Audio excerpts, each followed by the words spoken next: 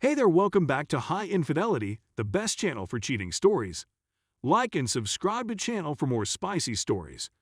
Now, let's get into today's story video. My wife is mad I caught her cheating and demand an NDA regarding her affair in exchange for more than 50% of my assets. My wife and I began dating in 2000 and married in October of 2005. In 2010, our son was born. 13-year partnership, 8-year marriage, and 3.5-year-old kid. We both have a large family in the area and strong support networks for babysitting. Divorce would necessitate the selling of our home as well as the relocation of her parents that rent a second house from us. I would keep that home, but my wife would sell the one we now reside in. These topics were addressed and, on a broad scale, agreed upon a few weeks ago. I thought for about a year that my wife was having an emotional affair with one of her coworkers. I asked her about it several times, every few days near the end, and even asked if she had sex with him. Everything was denied. She said he was a buddy, even showing me images of him and his family, telling me where he worked, same industry, different company, and filling me in on some of their talks. She was having so much fun with it that I began calling this person her boyfriend. We had supper with her folks on November 17th, and he was brought up in the most casual of ways. My wife paused for 5 seconds, longer than usual in her reply, to her parents, and I knew something was wrong. I grabbed our family laptop the following morning and looked through her iPhone backups for proof. She had been sexting with him since early September and had a full-fledged sexual affair with him since early October. When I challenged her about it, she came clean, confessing to everything, including a one-night encounter with the man during a business conference in February 2013. In a summary, there was a one-night stand in February 2013, sexting in September 2013, and a dozen or more sexual meetings in October/November 2013.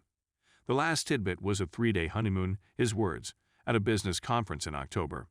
They had particular intentions to continue this until February 2014, when they would meet at the same conference where they had met a year earlier. They had both agreed, in writing before I found them, that it would stop there.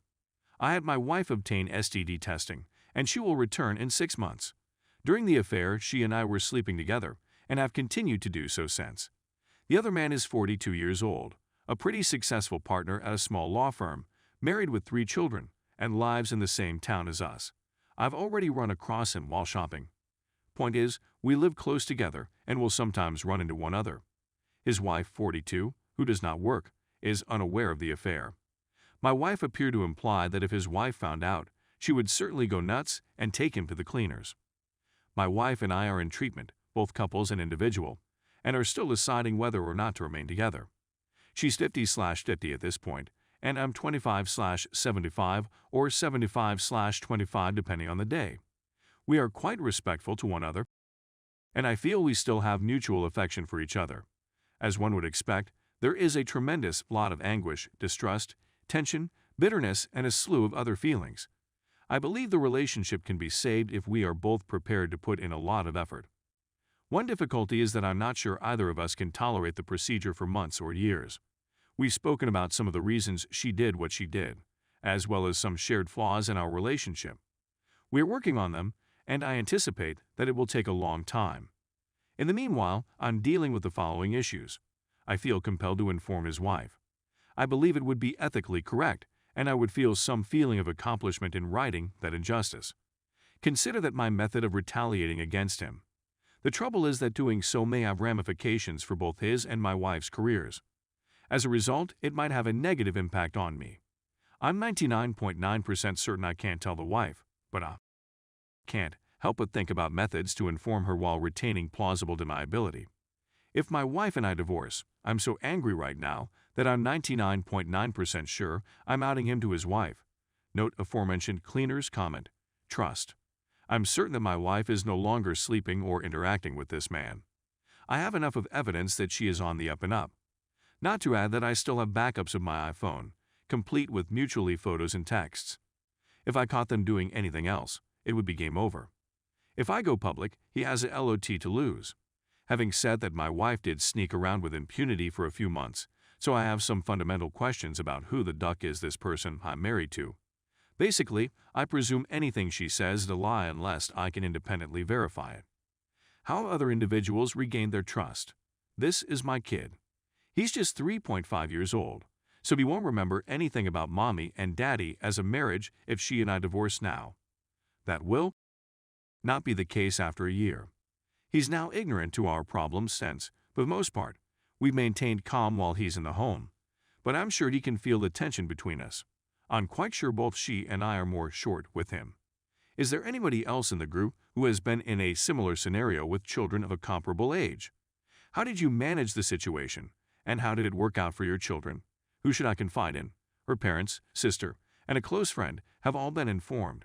I've told the same thing, as well as a few out-of-town acquaintances. In a nutshell, we've kept this mostly secret from our local friends, coworkers, and so forth. Of course, a part of me wants to stand on a figurative hilltop and tell everyone. However, even if we do get through this, I'm not sure I want that ghost to follow us about in public for the rest of our lives. Finally, do you have any additional suggestions, questions, or comments? I'm sure I left something out. This forum has suddenly become my primary public outlet. Update 1. Okay, everyone. Just a little update. I'm on my phone in bed. The wife is in the guest room. You may probably tell from that sentence that I have the steely reserve of a child. She had gone out for drinks with a committee on which she serves. Mutual friend is not on it. I must have been behaving strangely. I'm generally humorous and lighthearted with her, but I think I was rather stoic, so when we arrived to the restaurant, she began lecturing me about my envy. I can show you the agenda for the meeting if you don't believe me, etc. In the preceding 26 days, I had questioned her about MF, mutual friend, appropriate initials. So I broke down at the restaurant and told her everything I knew. I held my calm as best I could and ate and drank margaritas while she didn't eat at all. It was a terrible idea to open a restaurant. I returned home. I requested a full account of what had occurred. A long tale short. Started with Footsie. In March, she texted to say it was inappropriate and apologized. He doubled down and escalated the flirtation, she responded. By July/August, pictures began to be exchanged. Only 6 or so inappropriate ones from her, dozens from him. During this time, they met frequently for coffee during the workday and would text each other every day. They kissed during her unremembered blackout at the BBQ. She asked him if they did because she felt back to daily messaging. Last week, she was in D.C. for the night and received the final nude photo from him. Today she was texting him on her way to a committee meeting. She spends the whole time telling him how sexy he is and how, if things were different, they might be together. It took a trickle of truth to find out about the second kiss, and that was after I informed her that if any little element of this tale doesn't make up or is later shown to be false, we're done. Her first response to me notifying his wife was that it was none of our concern. I told her I'd probably tell her anyhow, and that she shouldn't tell MF about it. Another significant fact is that she erased her iCloud backups a week after I challenged her, against the advice of Apple support. To be fair, her phone was experiencing serious problems, which were resolved by erasing the backup, but it was still quite useful. There have been fresh backups after the deletion, and I'd want to have access to them. She is now saying no, but if there is to be any reconciliation, this is a sticking issue for me. I told her I was going insane in my head over what had happened, and that this would at least solidify my understanding of what had happened over the previous month. I spent the previous month trying hard to become a better spouse and partner for her, and she was still sexting MF, and the pace of his nude selfies was even starting to ramp up at the end. This is where we are right now. I'll focus on determining my next steps. I'll keep you posted if anything new comes to light or if any progress is achieved. I promise I was a wonderful spouse. I'm devastated. Update 2. My D-Day occurred 1 year ago tomorrow morning. Oh my goodness, the time has flown by. It's been an emotional roller coaster of discovering, planning, explaining, and contemplating. By December of last year, I realized we weren't going to make it. She was taking no responsibility, no treatment, few apologies, and was completely self-absorbed. It took me months to get the courage to make certain adjustments. My STBX was still hesitant to do anything by April, and it was evident that I was not, and would never be, a priority in her life. She is a wonderful lady who has gone off the deep end, at least with regards to our marriage. I divorced her in May and moved out in August. We've stayed friends and things are better than they've been in a few years. I'm dating, she's dating, and we're doing a good job of co-parenting.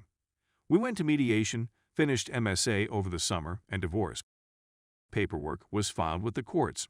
I had forgiven her, and I know what she did was bad, but it's all made me a better person. She's still a hot mess in many respects, but at least she's her own hot mess. Everything is going well for me now that I'm on my own.